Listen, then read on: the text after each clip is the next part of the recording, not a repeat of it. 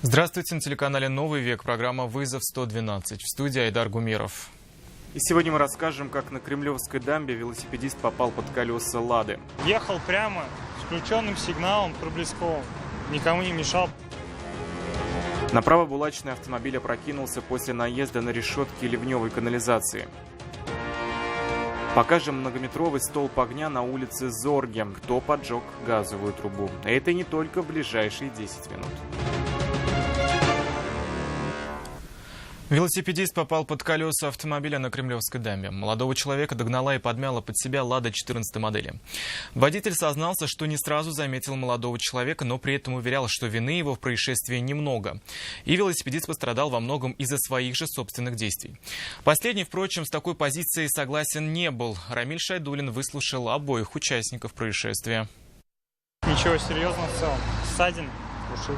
Посчитав свои травмы незначительными, молодой человек решил отказаться от помощи прибывших на место медиков. А вот от помощи сотрудников ГИБДД отказываться и не планировал. Все дело в том, что велосипедист и водитель «Лады» 14 модели не сошлись во мнении о причинах аварии. Владелец двухколесной техники считал, что вся ответственность лежит на автолюбителе.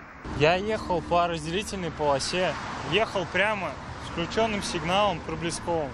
Никому не мешал, просто сзади ощутил удар и все, поехал.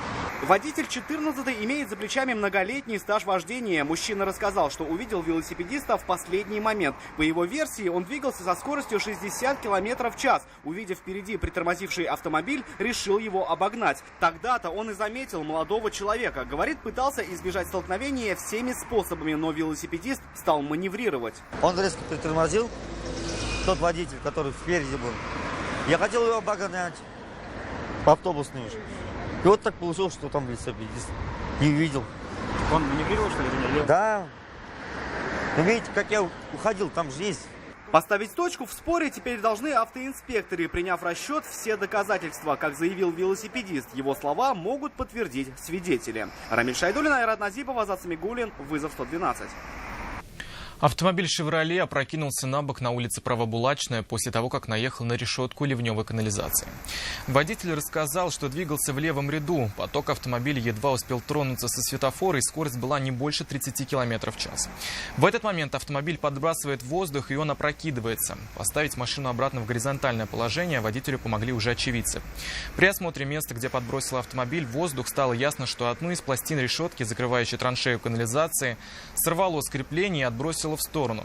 Теперь мужчина думает, где взять деньги на ремонт автомобиля и реально ли возместить ущерб с организации, которая отвечает за эту ливневую канализацию. Два опрокинувшихся автомобиля «Фиат Дукато» переградили выезд из Набережных Челнов в сторону Елабуги сегодня днем. Сообщение о происшествии на плотине поступило на единый номер вызова экстренных служб в 12 часов 54 минуты.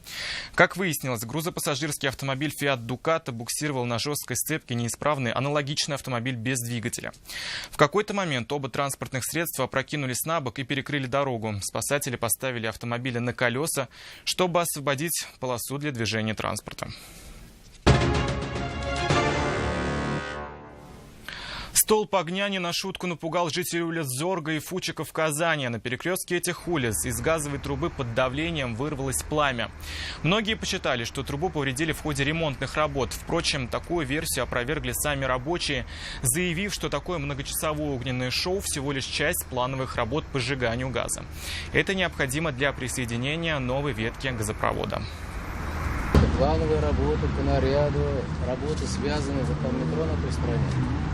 Чтобы положить футляр, там нужно 20 метров трубы поменять. Для этого вот здесь избыточное давление давит, чтобы там люди могли работать без хлопков, вот для этого это происходит. Служба исполнения наказаний просит помощи в розыске человека, скрывающегося от выполнения приговора суда. 38-летний Хасанов Рамиль Салимзянович, уроженец Республики Коми, 26 декабря 2011 года, нанес 28-летнему молодому человеку один удар ногой по лицу. В результате у пострадавшего был диагностирован открытый двухсторонний перелом нижней челюсти со смещением. В мировом суде он свою вину признал полностью, и за нанесение вреда здоровью средней степени тяжести подозреваемый был приговорен к 1 году ограничения свободы. Однако от наказания скрылся, и в настоящее время его местонахождение неизвестно. На вид ему 37-40 лет, среднего телосложения, рост 185-190 сантиметров, лицо овальное, глаза карие, нос с горбинкой, губы средние, волосы темные, брови дугообразные.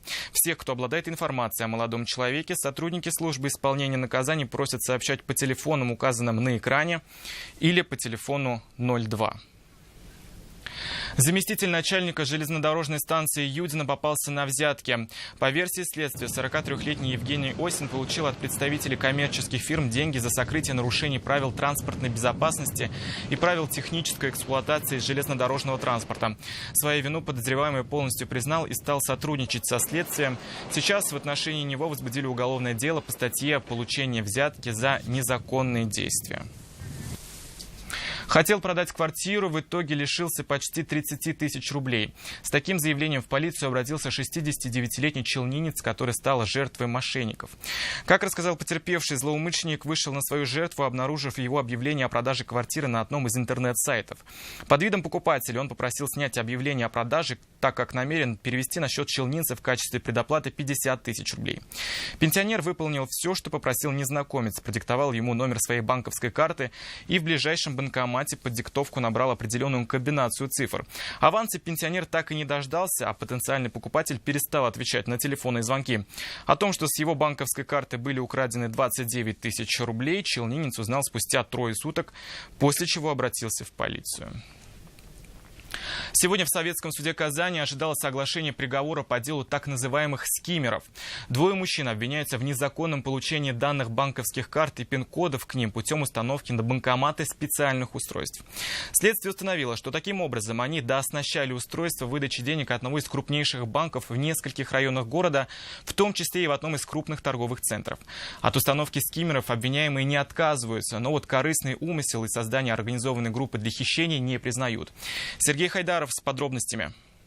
Вы понимаете, что из этих показаний еще одна статья приклеилась? Вообще не дошло. По версии следствия, 34-летний челнинец Сейран Керимов и 30-летний зеленодолец Игорь Луговин решили заняться скиммингом, по сути, воровством данных банковских карт в 2013 году. При этом у обоих за плечами уже было криминальное прошлое. Они приобрели 4 устройства, считывающих информацию с карт и пин-коды прямо с банкоматов. На допросе Сейран Керимов рассказал следователю о том, что устройство приобрел через интернет, а получил скиммеры как закладку в Москве. Однако на суде стал утверждать, что эту версию они придумали вместе со следователем, в надежде, что разбираться в Москву никто не поедет. Мне предложили другую версию, потому что с этим делом никто в Москву не поедет разбираться. Это никому не надо. Я говорю, было что такое, то что, если я скажу по закладке, я его приобрел, то что никого не будет, полиции не будет, за это ничего не будет. Мы подумали, решили, что действительно никакой статьи после этого не будет. И адвокат мне также сказал. Нет, мы записывали так, как вы говорили. Следователи установили, что, приобретя эти устройства, подсудимые выяснили, что установить их возможно не на каждый банкомат. Подходящие нашлись на улице Абсалямова и проспекте Победы, в одном из крупных торговых комплексов. После установки запрещенного оборудования в ноябре 2013 года подозреваемые получили данные нескольких десятков карт людей, которые воспользовались банкоматами. При этом корыстный умысел своих действий Сейран Керимов так и не признал.